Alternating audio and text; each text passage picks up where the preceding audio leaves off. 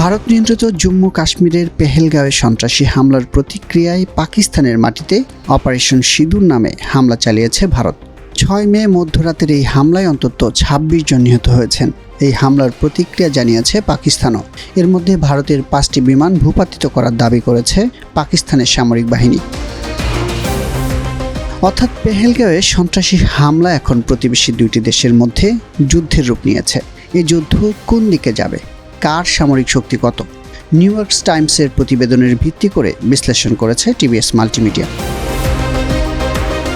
মার্কিন প্রভাবশালী গণমাধ্যম বলছে 2019 সালে পাকিস্তানের হাতে একটি ভারতীয় যুদ্ধ বিমান ভূপাতিত হওয়ার ঘটনায় লজ্জায় পড়ে গেছিল ভারত। প্রশ্নের মুখে পড়েছিল ভারতের সামরিক বাহিনী। সেই থেকে ভারতের সামরিক বাহিনীকে ঢেলে সাজাতে কয়েকশো কোটি ডলার বিনিয়োগ করেছে প্রধানমন্ত্রী নরেন্দ্র মোদী। অস্ত্র কিনতে নতুন আন্তর্জাতিক মিত্র খোঁজার পাশাপাশি জোর দিয়েছেন দেশীয় প্রতিরক্ষা সরঞ্জাম উৎপাদনের ওপর। এসব প্রচেষ্টায় ঠিক কতটুকু পরিবর্তন এসেছে তার পরীক্ষা হতে পারে চলমান ভারত পাকিস্তানের এই যুদ্ধে।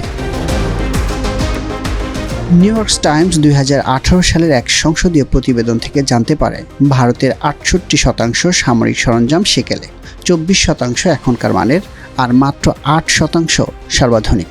5 বছর পর 2023 সালে দেওয়া এক হালনাগাদ প্রতিবেদনে সামরিক বাহিনীর কর্মকর্তারা স্বীকার করেন বিশাল আকারের বাহিনী হওয়ায় চ্যালেঞ্জের কারণে পর্যাপ্ত পরিবর্তন আসেনি।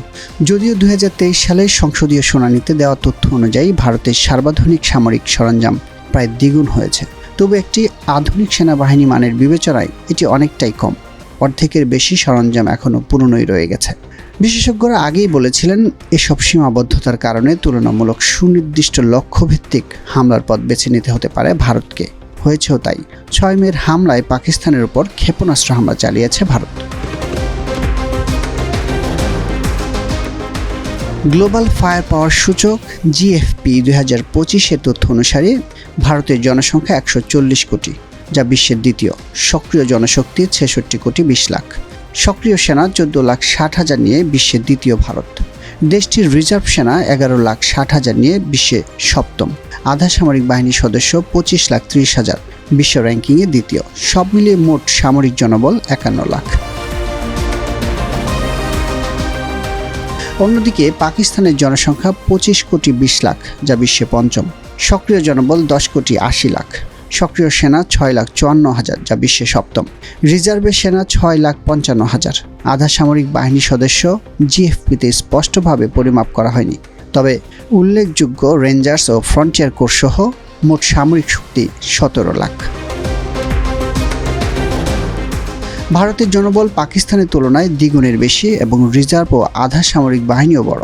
পাকিস্তান যদিও কম জনবল নিয়ে কাজ করে, তবে তাদের মধ্যে মুজাহিদের মতো অনিয়মিত বাহিনীগুলো রয়েছে। 2025 সালের বাজেট ঘোষণা অনুযায়ী 7,900 কোটি ডলার সামরিক খাতের জন্য বরাদ্দ দিয়েছে ভারত, যা যুক্তরাষ্ট্র চীনের পর সর্বোচ্চ বাজেট। এটি জিডিপির 2.1%। এই ব্যয় পূর্ববর্তী বছরের তুলনায় 9.5% বেশি। অপরদিকে পাকিস্তানের সামরিক বাজেট 1,000 থেকে 1,200 কোটি ডলারের মধ্যে। ফলে সামরিক বাজেটে বরাদ্দের তালিকায় শীর্ষ দেশগুলোতে নেই। তবে সামরিক খাতে ব্যয় জিডিপির 3.6%, আর সামরিক খাতে বিদেশি সহায়তার 10 কোটি ডলার যোগান আসে চীন ও যুক্তরাষ্ট্র থেকে। তুলনামূলক বিবেচনায় ভারতের প্রতিরক্ষা বাজেট পাকিস্তানের চেয়ে 6 থেকে 8 গুণ। এই বিপুল প্রতিরক্ষা ব্যয় ভারতের সামরিক খাতে প্রযুক্তি, অবকাঠামো এবং জনশক্তির আধুনিকরণে সহায়ক ভূমিকা পালন করছে। তবে পাকিস্তান বাজেট সংকটে ভুগলেও চীনের সহায়তা এটিকে সামাল দিচ্ছে। পাকিস্তানের সামরিক ব্যয়ের বড় অংশই ব্যয় হয় বৃহৎ সেনাবাহিনী ও পারমাণবিক অস্ত্রের সুরক্ষায়। আধুনিক যুদ্ধে বিমান বাহিনীর ভূমিকা খুবই গুরুত্বপূর্ণ, বিশেষ করে দ্রুত সাড়া দেওয়া এবং নির্ভুল আক্রমণের ক্ষেত্রে। এখানে ভারতের অবস্থান মোটামুটি শক্ত। 2,229টি বিমান রয়েছে ভারতের কাছে। এর মধ্যে যুদ্ধ বিমান 500 থেকে 600-র মধ্যে। আধুনিক বিমানের মধ্যে রয়েছে SU-30, AMKI, রাফাল, তেজস। রয়েছে আকাশ প্রতিরক্ষা ব্যবস্থা S-400। হেলিকপ্টার আছে অ্যাপাচি ও ঝিনুক। আরও আছে 4টি airborne early warning and control ব্যবস্থা। অপরদিকে পাকিস্তানের মোট বিমান 1400-র আশেপাশে। এর মধ্যে যুদ্ধ বিমান 300 থেকে 400টি। আধুনিক বিমানের মধ্যে রয়েছে F-16 fighting Falcon, JF-17 thunder, মিরাজ-3 এবং 5 ভারতের চেয়ে বেশি যুদ্ধ ব্যবহার উপযোগী হেলিকপ্টার রয়েছে পাকিস্তানের। ভারতের 4টির বিপরীতে 7টি airborne early warning and control ব্যবস্থা রয়েছে পাকিস্তানের হাতে। এসব তথ্য বলছে ভারত পাকিস্তানের বিমান বাহিনীর সক্ষমতা প্রায় সমানে সমান। ভারত মহাসাগরে সামুদ্রিক সম্পদ রক্ষা, আরব সাগর ব্যবহার করে অভিযান চালানোর জন্য নৌ সক্ষমতা পাকিস্তান ও ভারতের জন্য অত্যন্ত গুরুত্বপূর্ণ। এই গুরুত্ব মাথায় রেখে ভারতের সামরিক জাহাজের বহর সাজিয়েছে 294টি যুদ্ধ জাহাজ দিয়ে। এর মধ্যে বিমানবাহী রণতরী আছে 2টি। পারমাণবিক শক্তি চালিত সাবমেরিন INS আরিহান্টার সহ 18টি সাবমেরিন রয়েছে ভারতের। এছাড়া ডেস্ট্রয়ার 13টি, ফ্রিগেট 14টি, পেট্রোল নৌযান 106টি। যুদ্ধে ব্যবহারের উপযোগী নৌবাহিনীর বিমান 75টি। ভারতের নৌবাহিনীর সদস্য 66,700। অন্যদিকে পাকিস্তানের যুদ্ধ বিমান রয়েছে 121টি, তার মধ্যে সাবমেরিন 8টি, ফ্রিগেট 9টি, পেট্রোল নৌযান 17টি। পাকিস্তানের নৌবাহিনীর যুদ্ধ বিমান আছে 8টি, আর এই বাহিনীর সদস্য সংখ্যা 23,800। ভারতীয় নৌবাহিনী তুলনামূলক বেশি শক্তিশালী ও গভীর সমুদ্রে অভিযান চালানোর উপযোগী।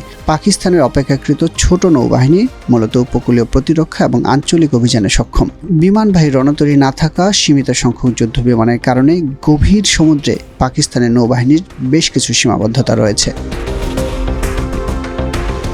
ভারত ও পাকিস্তান দুদেশই পারমাণবিক ক্ষমতার অধিকারী। সামরিক শক্তিতে এর প্রভাব খুবই গুরুত্বপূর্ণ।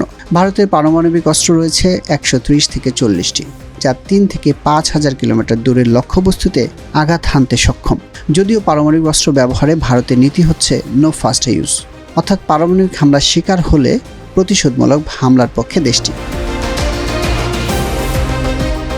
অন্যদিকে পাকিস্তানের পারমাণবিক অস্ত্রের সংখ্যা 140 থেকে 150টি। এদিক থেকে পাকিস্তানের সক্ষমতা ভারতের চেয়ে বেশি। এই পারমাণবিক অস্ত্রগুলো বিভিন্ন ব্যালিস্টিক ক্ষেপণাস্ত্র, যুদ্ধ বিমান, ক্রুজ ক্ষেপণাস্ত্রের মাধ্যমে নিক্ষেপযোগ্য। আর পারমাণবিক অস্ত্র ব্যবহারের ক্ষেত্রে দেশটির নীতি হচ্ছে ফুল স্পেকট্রাম ডেটোরেন্স, অর্থাৎ যুদ্ধক্ষেত্রে দেশটির প্রয়োজনে আগে ভাগে পারমাণবিক অস্ত্র ব্যবহার করতে পারে।